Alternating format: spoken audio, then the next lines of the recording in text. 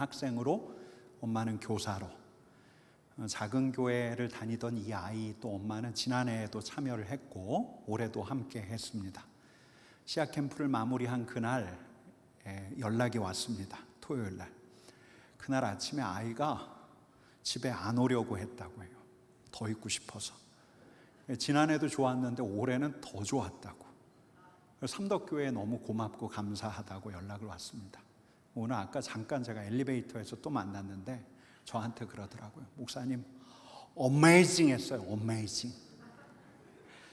여러분, 지난 토요일 씨앗 캠프에 앞장서서 준비했던 한 집사님하고 통화를 했더니 목요일, 금요일, 토요일 날 어떤 은혜가 있었던가 나눠주시는데 그냥 제가 얘기를 듣는데 제 눈에서 눈물이 찔끔 나더라고요. 야, 감사하다. 우리 하나님께 감사하고 또 우리 선생님들께 감사하고 우리 학부모님께 감사하고 또 이 자리에 있는 우리 성도님들께 감사하고. 여러분, 공공연하게 제가 말씀드리는데 우리 교회 초등부 아이들하고 또 자립대상교회 초등학교 학생들이 함께하는 씨앗 캠프 되게 좋습니다. 진짜 좋습니다. 또 다음 주에 우리 자립대상교회 청소년들을 대상으로 청년부에서 주관하는 미자립교회 청소년 캠프가 있죠. 이것도 어떤 캠프보다 더 좋을 겁니다. 여러분 믿으십니까? 저 대학 캠퍼스에서 열리는 규모가 큰 청소년 캠프가 있는데요, 거기도 은혜가 넘칠 거예요. 하지만 규모가 작은 우리 씨앗 캠프의 은혜가 더 넘쳤고 청소년 캠프의 은혜가 더 넘칠 게 분명합니다. 저는 지난해에도 그랬다고 믿고요, 올해도 그렇게 진행되고 있다고 믿습니다. 제가 언젠가 청년들하고 태국에 단기 선교를 간 적이 있는데 다양한 사역들을 준비했는데 메인 사역은 유스 캠프, 청소년 대학생 캠프였습니다. 일단 언어가 잘 통하지 않았고 청년들이 되게 열심히 준비한다고 했는데 얼마나 잘할 수 있을지 미지수였습니다. 근데 제가 하나 안도의 한숨을 쉬었던 것은 이제 메인 집회 때 아주 대형팀이 온다는 거였어요. 댄스 선교팀이었는데 태국 청소년들, 대학생들이 여러분 한류 열풍이 있어서 얼마나 춤을 잘 추는지 몰라요. 한국 아이돌 춤들을 많이들 익히고 있는데 춤하면 둘째가라면 서러울 만치 기가 막히게 춤을 추는 댄스 선교팀, 한국인하고 태국인들이 섞여 있는 아주 유명한 팀이었습니다. 게다가 그 팀과 함께하는 아주 파워풀하게 메시지를 전하는 목사님도 계셨어요. 그렇게 이제 캠프 일정을 쭉 소화를 했는데 마지막 날 이 태국 아이들이 한 사람 한 사람씩 나와서 이 유스 캠프에 대한 자기 소감을 발표하는 시간이 있었습니다. 근데 제가 그 친구들 이야기를 딱 듣다가 완전히 뒤통수를 얻어맞은 것 같았어요. 어제 저녁에 그 댄스 팀과 함께 얼마나 흥겹게 신나게 춤을 췄는지 너무 좋았어요. 제가 춤을 배웠는데 그 춤 이제 더 추고 싶어요. 어제 저녁에 목사님 설교가 제 가슴팍에 팍 파고들었어요. 목사님 설교대로 내가 결단하면서 살기로 했어요. 이런 소감, 여러분 이런 소감이 하나도 없었어요. 하나도 없었어요. 수십 명이 짤막하게 간증을 하는데 한 친구도 이런 이야기를 한 친구들이 없었어요. 오히려 한결같이 하는 이야기는 어떤 이야기냐면 한국에서 온 언니 오빠들이 우리에게 사랑을 나눠줬어요. 한국에서 온 언니 오빠들 통해서 내가 하나님을 알았어요. 한국에서 온 언니 오빠들 통해서 내가 예수님을 알았어요. 거의 비슷한 이야기들을 하는 거예요. 그래도 한두 사람은 저녁 집회에 대해서 이야기해 줘야 되는 거 아닙니까? 그 신났던 댄스 타임에 대해서 이야기해 줘야 하지 않습니까? 근데 아무도 그 얘기를 하지 않더라고요. 그때 알았어요. 캠프는 사랑으로 가는 거구나. 폭포수 같은 은혜의 말씀 집회도 중요하지만 결국 섬기는 이들이 사랑하는 마음으로 가면 하나님께서 채워주시는구나. 충분하게 채워주시는구나. 주님의 사랑이 흘러가는구나. 여러분, 제가 지난해에도 올해도 가서 현장에서 약간 울컥했습니다. 울컥했던 거는 우리 선생님들 때문에 이 시간만큼은 이 아이들에게 집중합니다. 내가 쏟아붓습니다. 이 마음으로 있는 우리 청년들, 선생님들 보면서 제가 정말 울컥했습니다. 여러분, 게다가 시아 캠프나 다음 주 청소년 캠프가 또 청소년 수련회가 좋지 않을 수 없었던 까닭이 하나가 더 있죠. 어떤 이유가 있습니까? 여러분, 제가 지난 주일날 기도의 사도로 불리는 프랭크 로바흐 말을 소개했는데 그분 책에 보면 아주 흥미로운 이야기가 나옵니다. 어떤 집단적인 행동인데 그 집단적인 행동의 이름을 이렇게 붙였습니다. 전파 기도. 100명도 넘는 성도들이 손을 잡고 원을 이루고 있어요. 손을 잡고서 원을 이루고 상상을 하는 거예요. 어떤 상상? 그들이 그린 원이 워싱턴으로 옮겨진다. 그리고 그들이 상상하며 기도합니다. 그 원 안에 누가 있다? 대통령이 있다. 위정자들이 있다. 그러면 인도자가 이렇게 이야기하는 거예요. 주님, 이 원을 사용하셔서 당신의 사랑을 대통령에게 흘려보내는 큰 통로가 되게 하여 주옵소서. 저희를 사용하셔서 대통령이 거대한 문제에 직면할 때 당신의 가르치심과 인도하심에 굶주리고 목마르게 하여 주옵소서. 저희를 사용하셔서 대통령이 하나님의 음성을 듣고 세상을 위한 하나님의 뜻을 행하도록 돕게 하옵소서. 저희 손을 주님께 올려드립니다. 여러분, 이렇게 기도하기 시작하는데 처음에는 이게 이제 미국의 백악관부터 시작해가지고 영국, 중국, 인도, 일본, 하나님의 지혜와 도우심이 필요한 곳들을 상상하면서 기도를 하는데, 여러분, 이분들이 이제 그렇게 기도하면서 실험해 가는 거예요. 하나님의 역사하심을 보는 거예요. 하나님의 역사하심을 간증하기 시작하는 거예요. 여러분, 저는 우리가 이 자리에 앉아서 우리가 원을 그렸던 건 아니지만 이 자리에서 우리가 함께 기도의 전파를 쏘았다고 생각합니다. 지난주에도, 지지난주에도, 또 그 전주에도 여름성경학교 여름수련회, 또 시아 캠프까지, 여러분, 금요기도회 때 우리가 함께 기도했거든요. 다음 세대들 위해서. 그 자리가 하마콤 되게 하여 주옵소서. 야곱이 우리 하나님의 얼굴을 본 하마콤 바로 그곳이 되게 하여 주옵소서. 우리 아이들이 하나님을 만나게 하여 주옵소서. 살아계신 하나님 고백하게 하여 주옵소서. 그들의 삶에 변화가 있게 하여 주옵소서. 우리가 거듭거듭 기도했습니다. 여러분, 저 아브라함 때부터 시작해서 지금까지, 아니 앞으로도 우리 주님 오실 때까지 사랑의 수고와 믿음의 기도가 우리 하나님의 역사를 이루어갑니다. 여러분, 믿으십니까? 여러분, 한번 따라합시다. 사랑의 수고, 믿음의 역사, 믿음의 기도. 여러분, 이건 예외가 없어요. 그렇지 않아도 우리 하나님께서 당신의 사람들을 찾으시는데 우리의 수고와 우리의 믿음의 기도를 외면하실 리가 없습니다. 여러분, 우리 자녀들이 눈에 보이지 않지만 이 여름에 흠뻑 젖었음을 여러분, 저는 믿습니다. 여러분, 믿으십니까? 은혜의 소낙비가 그 하마콤 우리 아이들이 있던 자리에 내렸음을 믿습니다. 때가 되면 우리 아이들 그들의 입술로 하나님의 인도하심과 다스리심을 고백하게 될 거예요. 여러분, 이제 한 번 더 남았습니다. 다 끝난 거 아닙니다. 여러분, 이제 뭐가 남았죠? 한 번 더 남았습니다. 다음 주 자립대상교회 청소년 캠프, 우리 청년들이 진행하는 여러분들의 강구가 필요합니다. 여러분들의 기도가 필요합니다. 우리의 기도를 우리 하나님께서 들어응답하실 겁니다.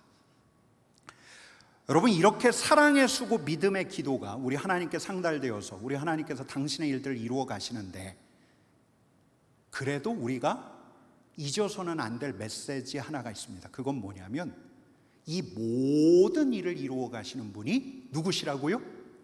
우리 하나님, 우리 주님이시라는 거. 만남은 누가 주도하십니까? 우리 주님께서 주도하신다는 거. 여러분, 옆에 계신 분들에게 일러드립시다. 만남을 주도하시는 분은 우리 주님이십니다 라고. 만남을 주도하시는 분은 우리 주님이십니다. 여러분, 이제 삭개오 이야기가 너무 익숙해졌죠. 많이 익숙해졌습니다. 근데 오늘 한 번만 더 볼게요. 1절 말씀 같이 읽겠습니다. 예수께서 여리고로 들어가 지나가시더라. 여러분, 여리고에 어떻게 하셨어요? 어떻게 하셨어요? 여리고로 들어가셨어요. 지나치지 않으셨어요. 그냥 지나치지 않으셨고 들어가셨습니다. 여리고가 예루살렘 가까이 있기 때문에. 여러분, 마치 저 북쪽에 있다 대구로 들어오려고 하면 북대구 IC로 들어와야 하는 것처럼 길이 그렇게 나 있어서 갈릴리에서 예루살렘으로 갈 때 여리고를 들릴 수밖에 없었다, 이렇게도 볼 수 있어요. 근데 이게 아니에요. 우리 주님께서 그곳을 들어가시기로 작정하셨고 거기에 들어가셨어요. 바로 그곳 하마콤 여리고로. 여러분, 근데 바로 그때였어요. 언제였냐면 삭개오가 마침 여리고에 없던 때, 여러분 맞아요, 틀려요? 삭개오가 마침 여리고에 없던 때 맞습니까, 틀립니까? 틀려요. 아니죠. 세리장 삭개오가 세관에서 로마에 보낼 관세 통행세를 정산하느라 분주했을 월말에, 여러분 맞아요, 틀려요? 아니에요. 세리장으로서 인근 지역의 명사들과 함께 회합을 할 때 맞아요, 틀려요? 아니에요. 그때가 아니에요. 집안에 무슨 우환이라도 있어서 가족들을 단속해야 할 때 아니에요. 여러분 그에게도 여유가 있을 때였어요. 그래서 사람들 사이를 어슬렁거릴 수 있을 때. 여러분 근데 지금까지 이야기 들었던 건 그 다음에 말할 것에 비하면 아무것도 아니에요. 바로 그때, 어떤 때 삭개오가 자신의 영적인 공궁함을 인지하기 시작했을 때, 불어나는 재산에 뿌듯해할 때가 아니라 사람들이 배척하건 경멸하건 간에 난 상관없다 하면서 세리로서의 일에 몰두할 때가 아니라, 그래도 그에게 일상이 잘 돌아갈 때가 아니라 그의 일상에, 그의 마음에 어떤 균열이 가기 시작했을 때, 여러분 그에게 어떤 외로움이 엄습했던 걸까요? 지지난주에 말씀드렸던 것처럼 그에게 굴욕감과 수치심, 그로 부끄럽게 했던 걸까요? 아니면 로마의 상급자하고의 어떤 갈등이 있었던 걸까요? 아니면 가정 안에서 어떤 불화가 생겼던 걸까요? 겉으로는 잘 돌아가는 것 같던데 그로서는 감당하기 어려운 무력감과 무료함 따위가 삭개오를 찾아왔던 걸까요? 여러분 마침 그때 그분이 여리고로 들어오셨어요.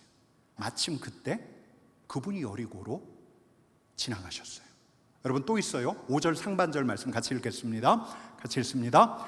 예수께서 그곳에 이르사 쳐다보시고, 여러분 우리 주님께서 여리고로 들어가신 것만이 아니라 여리고에 있는 돌감람나무 앞에 서셔서 거기서 예수님을 바라보고 있는 돌 무화과나무에 있는 사람들을 둘러보시고, 그리고 삭개오를 부르셨어요.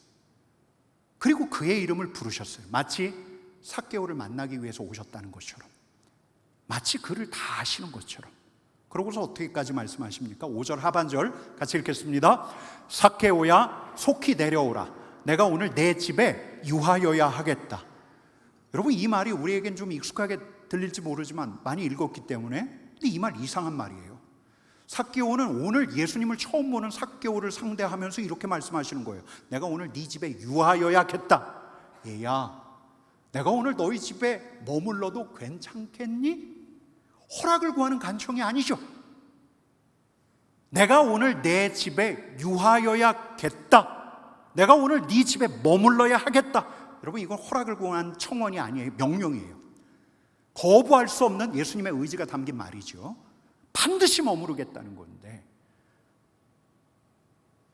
집사님 오늘 제가 집사님 집에 가서 하루 머물겠습니다.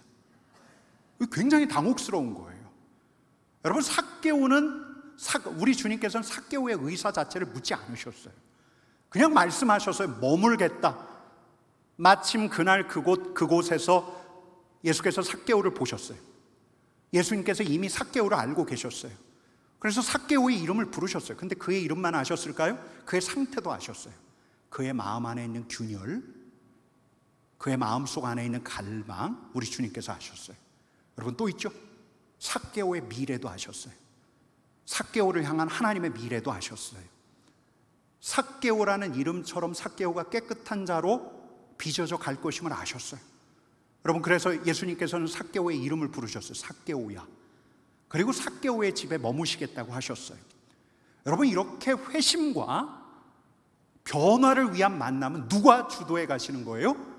우리 주님께서 주도해 가시는 거예요. 여러분 돌이켜보면 우리에게도 그래요. 여러분 우리 주님과의 만남의 기억들을 떠올려 보세요. 누군가의 사랑의 수고, 또 믿음의 기도가 있었던 것, 그 기도가 상달되었던 순간으로 우리가 기억할 수 있지만, 다시 생각해 보면 우리로 우리 주님께 이끈 그 시간은 누가 주도했던 시간이었습니까? 예수님께서 주도했던 시간이었어요. 20대 중반 한 청년이 토요일에 종로에서 친구들하고 늦게까지 놀다가 그 다음 날까지 친구들과 함께 늦게까지 잤어요. 그러고 일어났어요. 근데 한 친구가 그러는 거예요. 오늘 자기 교회 가야 된다고. 근데 그 친구는 원래 교회 다니는 친구가 아니에요. 왜 교회 가냐고 물었더니 그 친구의 여자친구가 저 서울 을지로에 있는 영락교회 청년부에 다닌대요. 그래서 오늘 여자친구 만나러 을지로에 있는 영락교회 가야 된다는 거예요. 그럼 나도 같이 가자. 여기서 나는 저예요? 여러분, 저는 당시 뜨내기에 불과했는데, 그래도 영락교회에서 주일 예배를 드리던 터였는데, 그래서 세 사람이 나란히 앉아서 청년부 예배를 같이 드렸어요. 그날을 기억하는 제 친구는 그날 예배 때 열심히 졸던 제 모습을 아직까지 기억하고 있어요.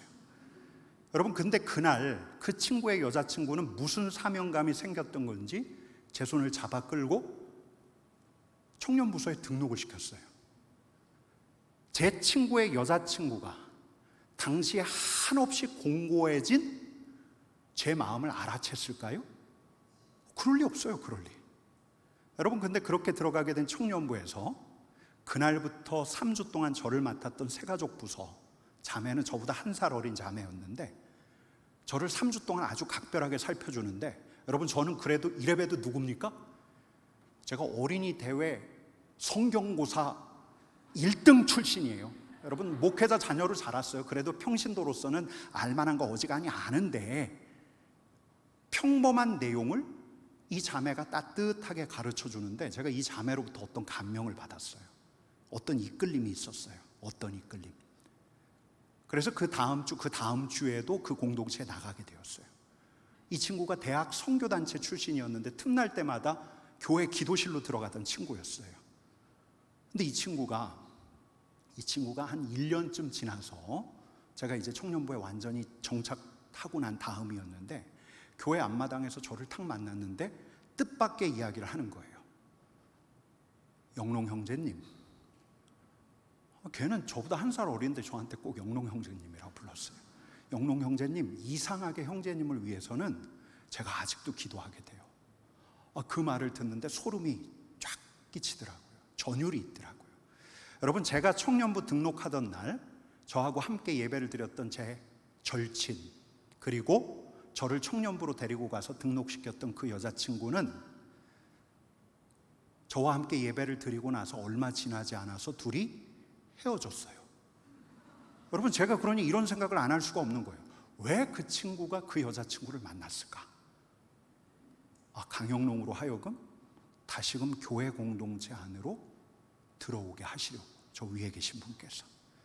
여러분, 제가 이번에 삭개오 본문을 묵상하다가 제가 주님께로 돌아오게 된 것은 제 결단 이전에 주님의 일하심이 있었다는 것을 다시금 기억하게 되었어요. 어떤 상황들, 어떤 만남을 통해서 우리 주님께서 저를 위한 역사를 주도해 가셨구나, 새삼스럽게 그렇게 생각하게 되더라고요. 그러니 오늘 본문을 묵상하면서 또 생각하게 되는 거예요. 주님께서 돌무화과 나무에 오른 마음의 균열이 생긴 삭개오를 쳐다보셨듯이 당시에 하늘에서 나를 바라보고 계셨겠구나. 저를 아시는 주님께서 당신의 사람을 통해서 제 이름을 불러주셨구나. 끝까지 붙어 있으라고 저를 위해서 기도하는 사람까지 옆에 붙여주셨구나. 주님께서 주도하셨구나. 주님께서 찾아 나셨었고, 주님께서 주님의 사람의 이름을 부르셨고, 주님께서 그에게로 들어가시고. 여러분, 우리에게는 마침 그때 그곳이지만 우리 주님께서는 그때 그곳에 가신 거예요. 거기서 그 이름을 부르신 거예요. 또 이렇게 말씀하시는 거죠. 내가 내 집에 머물러야겠다. 여러분, 오늘도 마찬가지예요. 여러분, 왜 이 무더운 날 여기 오셨습니까? 왜 오셨어요? 오늘 진짜 덥지 않았어요? 세상에, 대구가 이렇게 더운 줄 오늘 또다시 절감해요. 오늘 제 온도계는 38도를 찍더라고요.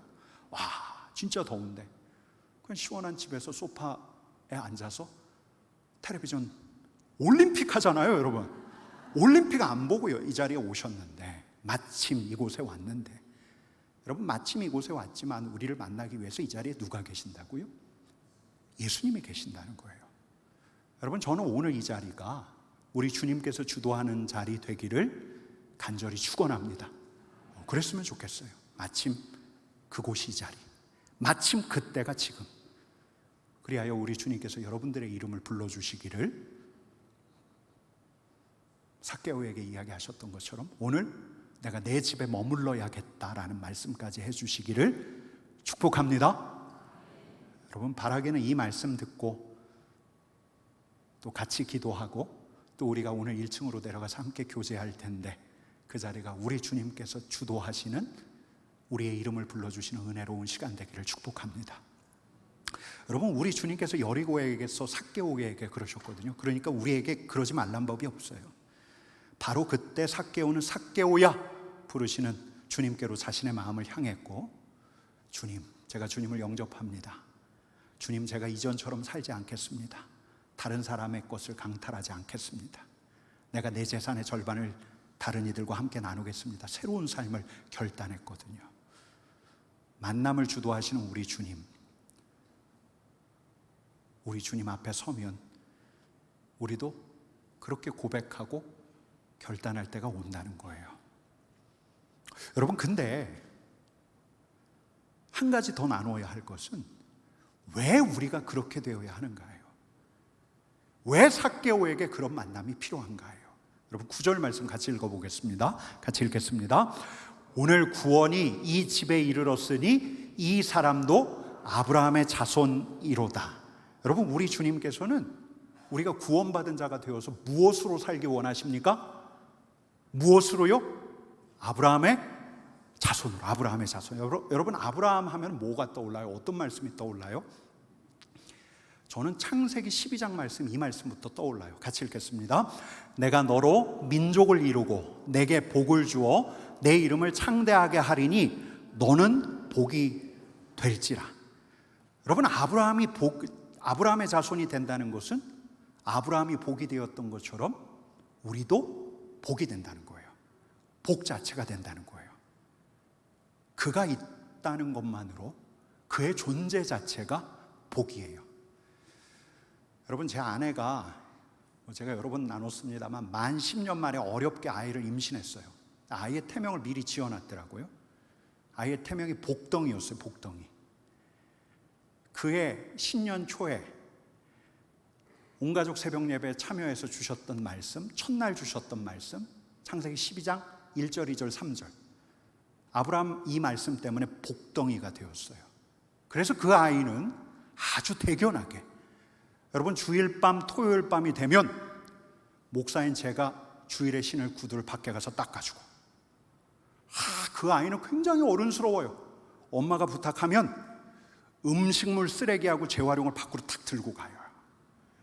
그리고 진짜 목사 아들답게 학교에서 어려운 친구들 보면 손을 잡아주고 기도해주고 그러지 않아요, 여러분. 그러지 않아요. 그랬으면 좋겠는데 그러지 않아요. 여러분, 근데 여러분, 아이를 보면 부모라면 다 아는 거, 손주들 보면 할머니, 할아버지가 다 아는 게 뭡니까? 존재 자체가 복이에요. 있는 것 자체가 복이에요. 여러분, 아브라함의 자손이 된다는 건 그런 거예요. 존재 자체가 복인 거예요. 가족들에게 뿐만 아니라 우리 하나님에게, 또 사람들에게, 이 세상에서. 여러분, 그래서 우리 하나님께서는 아브라함에게 어떤 약속까지 하십니까? 3절 말씀 같이 읽습니다. 너를 축복하는 자에게는 내가 복을 내리고 너를 저주하는 자에게는 내가 저주하리니 땅의 모든 족속이 너로 말미암아 복을 얻을 것이라. 여러분, 우리가 아무리 화가 나도 함부로 다른 사람, 특별히 하나님의 사람들에게 굳은 말을 퍼부을 수 없는 까닭이 있어요. 왜요? 그가 복이기 때문이에요. 그가 아브라함의 자손 복이기 때문이에요. 여러분, 아브라함의 자손이 복이 된다는 까닭 어떤 특권을 갖는 거예요? 그를 축복하는 자가 하나님께 복을 받아요. 그를 저주하는 자를 하나님께서 저주하신대요. 그를 축복함으로써 하나님의 복을 우리가 받는 거예요. 여러분, 이제 여리고의 세리장, 정확하게 말하면 여리고에서 변화된 하나님의 사람 아브라함의 자손, 삭개오는 아브라함의 자손이 된 거예요. 그러니까 복이 된 거예요. 여러분, 이제 사람들이 그에게 굴욕감을 주고 비난하고 앞으로 그럴 수 있지만, 그러나 그는 이제 아브라함의 자손인 거예요. 그를 축복하는 자에게 하나님께서 복을 내리시고 그를 저주하는 자에게 하나님께서 저주하셔요. 여러분, 아브라함의 자손이 된다는 말은 성경 안에서 매우 풍요로운 의미를 갖고 있지만 오늘 이 한 가지를 기억하시면 좋을 것 같아요. 무엇이 된다고요? 복이 되는 거예요. 여러분 한번 따라해 봅시다. 아브라함의 자손이 된다는 건 복이 된다는 거. 여러분, 존재 자체가 복이 되는 거예요. 그를 통해서 그를 어떻게 대하느냐에 따라 다른 이들에게 주시는 복이 결정되는 거예요. 여러분, 만남을 주도해 가시는 우리 주님께서 우리에게 다가오셨을 때 우리가 그분을 향해서 마음을 열고 우리가 우리 주님을 영접했을 때 우리에게 일어나는 일들은 우리가 생각하는 것처럼 단순하지 않아요. 우리가 생각하는 그 이상이에요. 지난주까지 함께 보았던 세 가지. 내가 하나님의 사랑받는 자로구나. 내가 깨어진 존재구나. 내가 죄인이로구나. 내가 받는 자가 아니라 주는 자로 부르심을 받았구나. 여러분, 결국 이 세 가지를 다 포함하면 복인 거예요. 복. 존재 자체가 하나님께도 사람에게도 복된 존재, 복의 통로가 되는 거예요. 여러분, 우리 주님께서 삭개오에게 말씀하셨습니다. 이 사람도 누구의 자손이라고요? 아브라함의 자손임이로다. 주님을 만나러 온 여러분들에게 우리 주님께서 해주실 말, 너희도 아브라함의 자손이다. 너희도 복이다. 여러분, 주님께서 여러분들을 통해서 이 세상에 복을 내리실 겁니다. 복의 원천 되신 우리 주님과 우리가 연결되어 있기에 우리를 통해서 하나님의 복이, 하나님의 축복이 흘러가게 될 것입니다. 여러분, 주님께서 오늘도 우리를 만나 주셔서 우리가 잠깐 기도할 텐데요, 우리가 하나님의 사랑받는 자임을, 우리가 아브라함의 자손임을, 우리가 복 그 자체임을 깨닫게 하시는 은혜를 저와 여러분에게 더하시기를 간절히 축원합니다. 여러분, 우리 같이 찬양합시다. 우리 일어나서 같이 찬양합시다.